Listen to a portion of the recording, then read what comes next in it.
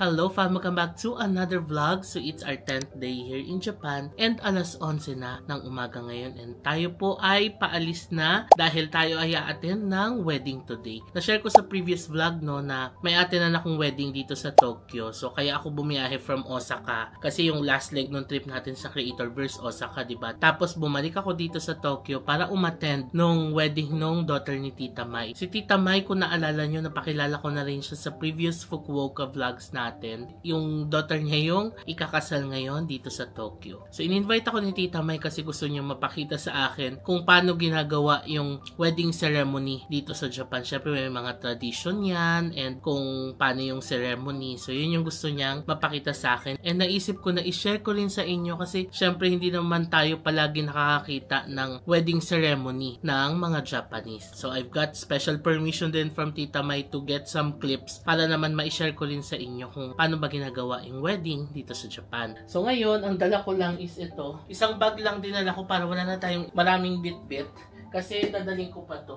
Ayan. Kasi pag itong maliit, dadala pa ako nung aking tote bag. So nilagay ko na lang lahat ng gamit ko sa isang bag. Tapos dadalhin ko tong coat and yung aking panloob. Yung pants, ito na yung pants na gagamitin ko mamaya. So ito inayos ko na to, nalaban ko na to nung nakaraan tapos pinlansya ko na rin. Kaya dito ko na siya nilagay. So ready na akong umalis. 12 o'clock ang usapan namin nila Tita Mai. Manggagaling pa sila ng Fukuoka. So lumipad sila mula Fukuoka to Tokyo. Tapos 12, magkikita kami dito sa Tokyo Station. May kakainan kaming place muna bago pumunta sa hotel, no? So samahan niyo ako fam, i-share ko na lang yung experience sa inyo. I'll get clips as much as I can. Syempre yung may mga permission lang para ma-share ko rin sa inyo yung Japanese wedding experience. Hindi pa ako nag-aayos ng gamit, ang gulo pa ng gamit ko kasi nga nag-laundry ako, diba? Tapos pinagsasampay ko dito. So halos lahat ng damit ko nakalabas. Kaya kailangan ko na siyang ayusin. So tara fam, ready na akong umalis. So itong pants pala na ito fam, kabibili ko lang ito sa GU. Ayan, ang ganda niya. Tapos ang suot kong shoes is yung Zara shoes na chunky.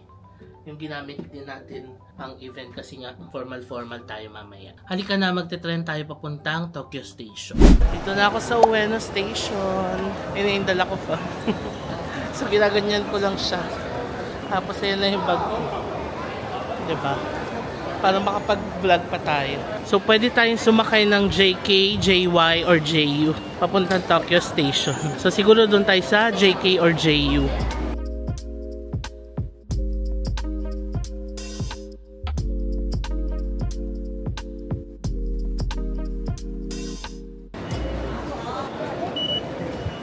$167 yung pamasahe. Ito na ang exit.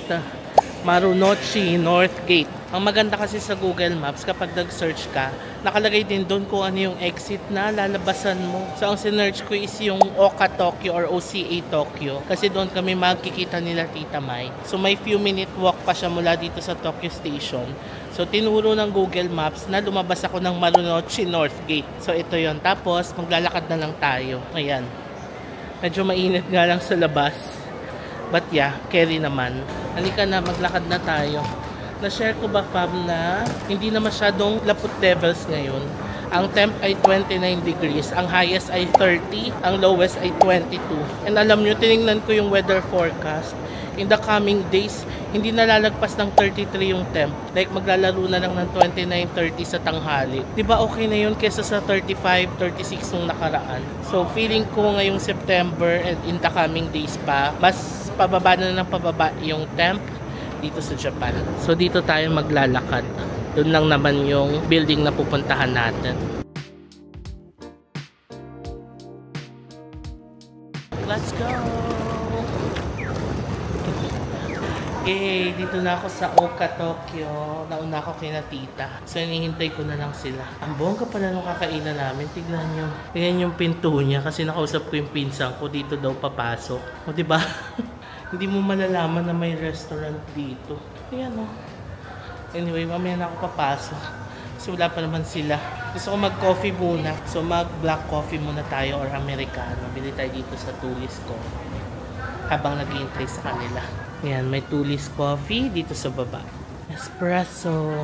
Ayun o, may Americano sila. Yay! Can I have an iced Americano please? Okay, I'll get the grande one. Thank you.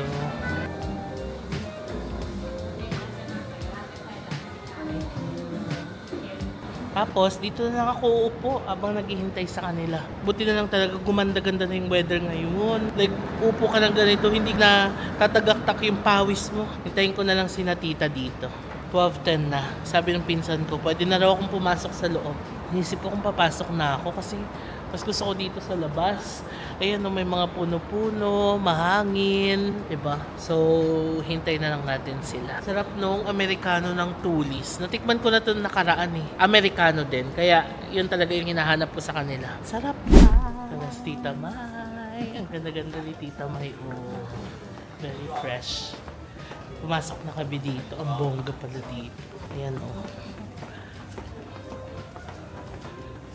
Si Tita May na mabilis maglakad. Dahan-dahan nga ako naglakad dahil nakasandal. Oo.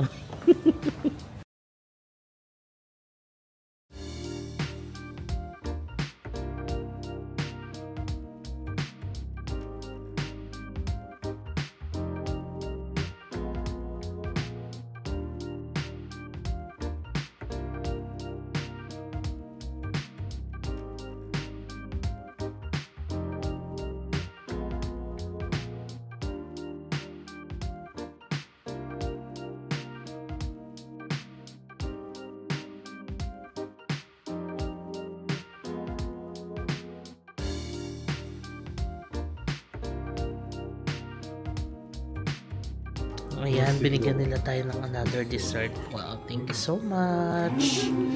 Arigato gozaimasu. Second coffee of the day. Ang sarap ng ice latte nila dito. Panalo. Done with our lunch. Wow, ang sarap naman doon. Ngayon sasakay na tayo ng taxi papunta sa hotel nila. Doon na rin malapit yung venue. Yung Oka Tokyo, ano pala siya? Social club, membership club. Sakay na tayo ng taxi. Hello.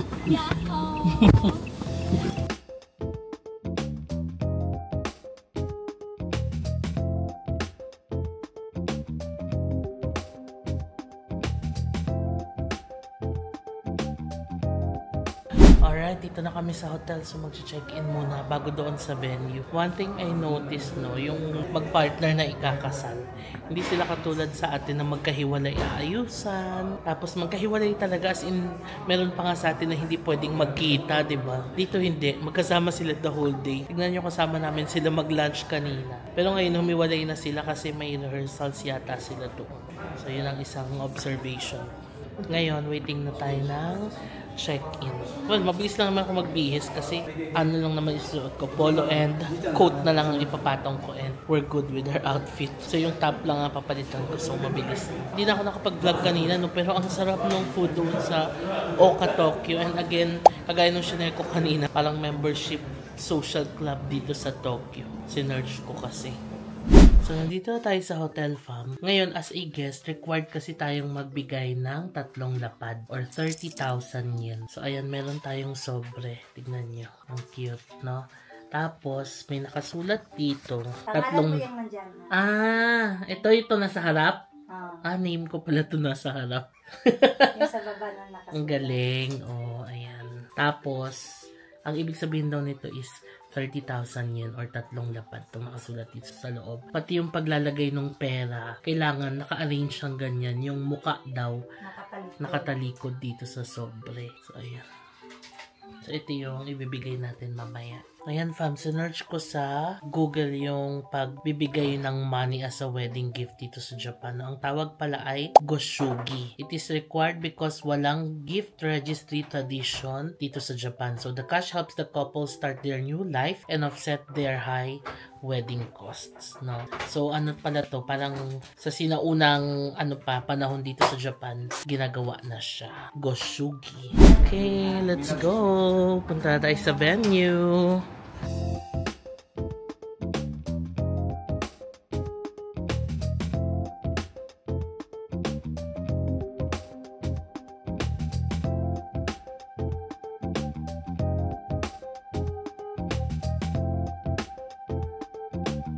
Papasok na tayo ng venue, fam. Alam niyo yung venue? May view ng Tokyo Tower. Alam niyo, first time ko makapunta dito sa Tokyo Tower. Ayan. So yung venue, sa tapat lang ng Tokyo Tower. Ito, the place of Tokyo. Na si Tita May.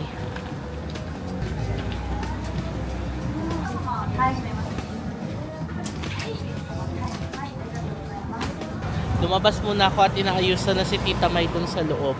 Mga 30 minutes pa bago matapos. Ngayon, tawid tayo dito sa Tokyo Tower. Bili muna tayo ng water. Tokyo Tower Highball Garden. Wow! For sure, meron ditong convenience store. May Marion Crepes din pala dito. Ang haba ng pila.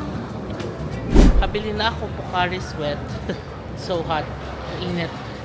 Pero yung init, kung i-compare sa mga nakaraan, mas lumamig-lamig na ngayon. Meron din something dito, oh. May mga inflatables. Tawid na tayo. Ayan yung venue, oh. Alright, nakabihis na ako, fam. Ready na for the event. So, ang sistema pala dito, yung mga relatives and visitors, dito magbibihis sa basement. Tapos, iiwan mo yung gamit mo sa locker. Ganun siya. So, if you're a guest, pwede kayong pumunta ng hindi pa nakaayos. Tapos, dito pa lang magpapalit. Kasi yung venue, sa taas din.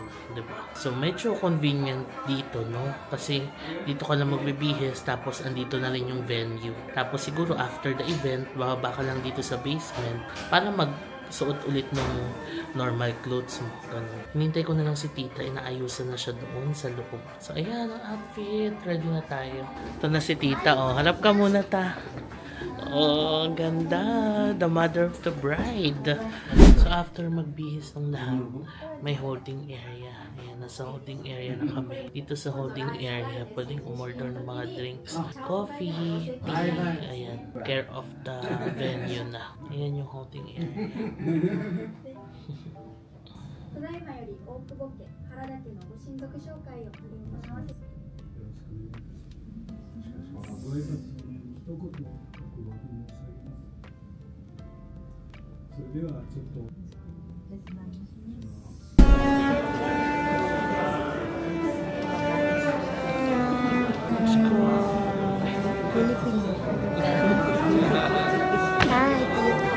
Ito fam, nasa loob na kami ng venue. Tignan nyo.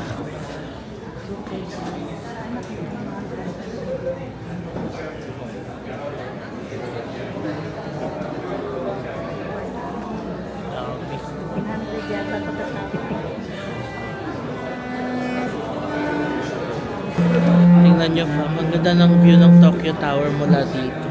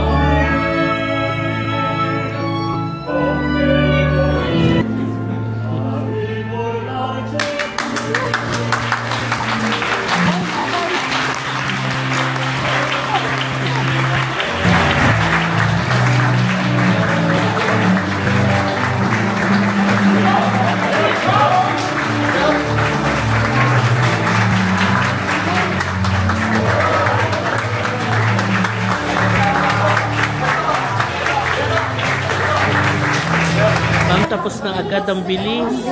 Akala ko ang tagal pa eh. Ang Bahan pa ako ng buhay. Kinabahan ng nanay. Pero ang bilis. Maintindihan niya. Ganun pala yung ceremony, no? Ganun ang kabilis dito. Tapos ang ganda ng view. Ayan o. View ng Tokyo Tower. So nice. Anyway, alika na. Reception na. So nabigay na namin yung sobre. Yung sobre na may pera, dito siya ibibigay sa harap. Tapos ito na yung reception area. Naiwan ako kay Ojisa. Kausap niya ako ng Japanese, di ko masagot. Sabi ko lang, let's go there, Ojisa. Wedding reception. Ito sila, oh. Yan pala si Kisan Kimihiko. Ang ganda ng wedding nila, photo sa Tokyo Station. Ah, nice. Ang ganda ng photos.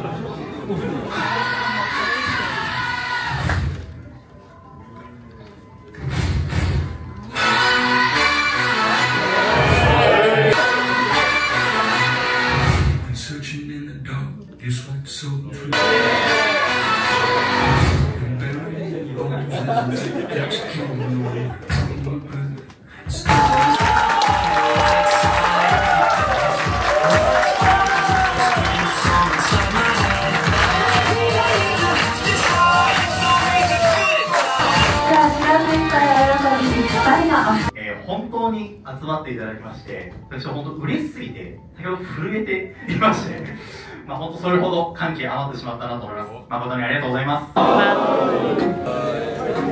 君彦さん、ロレリンさん、本日はご結婚おめでとうございます。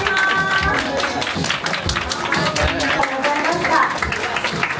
どうぞ皆様ご着席くださいませ。いよいよお食事スタートです。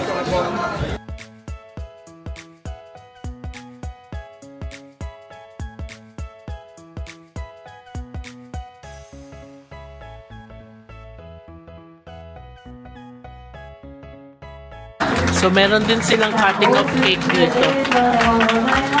Yung cake nila, Tokyo Tower inspired. Tokyo Tower! それではご注目いただきましょう。新郎新婦、ウェディングケーキ、入刀です。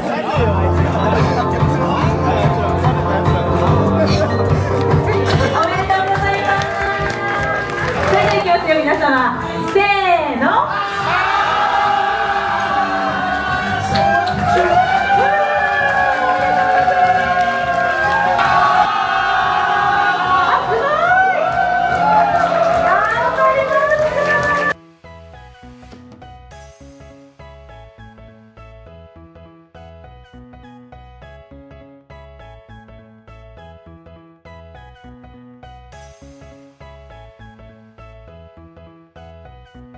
書いてない。明日の朝やろ。Dessert tayo. Mamaya pagtanggol. Hotel na may ninyo na sama. Kain tayo ng dessert. Sarap ng cake ha. Para siyang strawberry shortcake. Tapos pudding na may beans na may brown sugar. Cute ng coffee nila dito, ang liit. 自分の思いをお母さんに初めて打ち明けました。人生は一度きり、やらずに後悔するよりもやって後悔する方がいい。ご新郎のご家族の輪とご新婦のご家族の輪が一つとなり、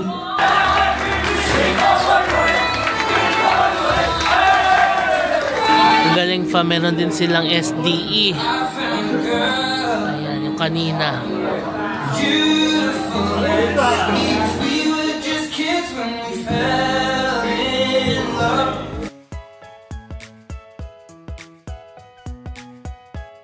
Okay, tapos na yung wedding fam. Song tradition. Nagpapaalam isa-isa doon sa bagong kasal, pati yung parents kasama.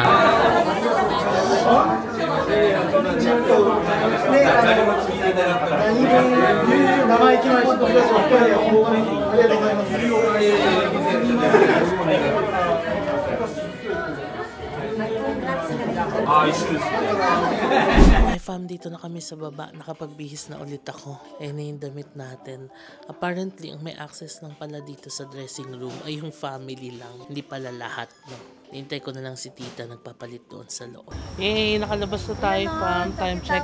10:45. Ayan ang Tokyo Tower. 10:45 na pala. Oo. Uy, ang ganda ng Tokyo Tower. Wow, first time ko nakita ang Tokyo Tower. Ang saya. Ang ganda pala niya, lalo sa gabi, oh.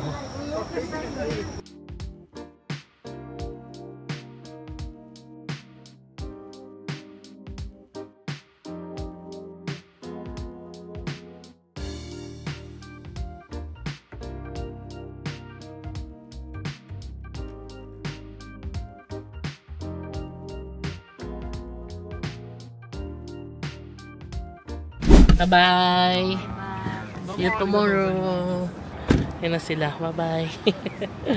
Okay, nakababa na ako, fam, dito sa Hamamatsucho Station. Itong Hamamatsucho, JR line to. Yamanote line na yan, diretso ng Ueno Station, di ba? Actually, in-invite naman ako ni tita na mag-hotel din dito sa hotel nila. Kaso sabi ko, wag na kasi doble-doble lang yung gastos kasi meron naman tayong hotel sa Ueno, di ba? Sabi ko, kaya ko naman mag-train. So, ayun, hinatid na lang nila ako sa train station, tapos balik na sila ng hotel. Ayan, tatawid tayo dito. Hamamatsucho Station na to ng JR line. Kung nalilito kayo sa mga train lines ng Tokyo, parang for me, ang pinakamadaling intindihin na train line is yung JR Yamanote line. Kasi yung buong paikot na yon, dadaan na yun sa mga major tourist spots sa Tokyo. Ayan, hanapin nyo lang yung kulay green na JR. Ibig sabihin yan yung JR Yamanote line. Ayan o, JY. Ayan, number 2. For Tokyo Ueno and Ikebukuro.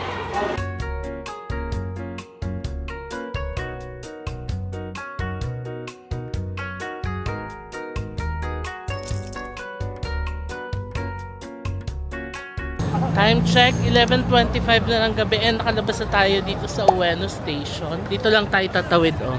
Tapos, andyan na yung hotel natin. Nice, diba? Malapit lang. Like, as in, sobrang lapit sa Ueno Station talaga.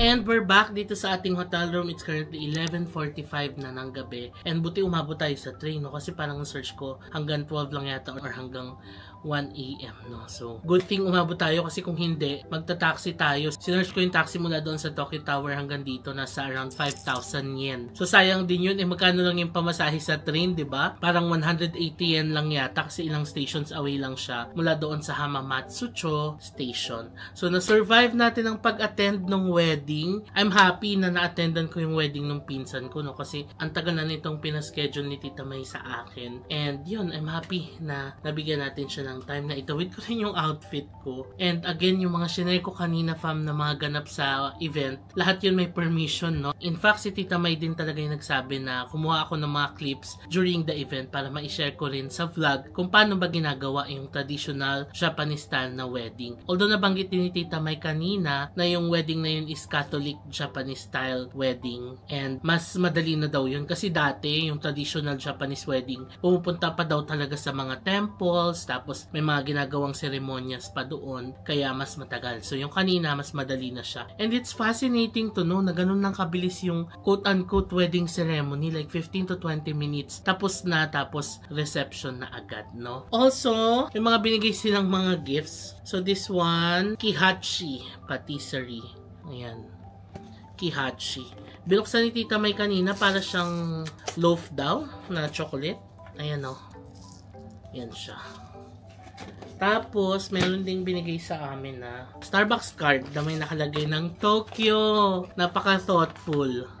Diba? Ayan. O, pwede na natin siyang souvenir dito. Pero, hindi ko alam kung may laman to. Check na lang natin. Tapos, sabi ni Tita May, meron pa daw akong marireceive na gift. Pero, ipapadala na lang daw. In-address na lang niya doon sa kanila. Kasi confident naman siya na magkikita pa daw kami soon dito sa Japan, no? So, ganun daw pala yung lahat ng guests. Since nagbigay tayo ng sobre, diba? May kapalit naman daw yun. Papadalan din tayo ng gift nung newlyweds, no? So, ganun pala siya. So, ngayon ay ready Pwede na tayo mag-rest. Actually, gusto kong mag-ayos-ayos na ng konti. Kasi ang gulo talaga ng kwarto ko. Grabe, ayan, may mga damit pa dyan.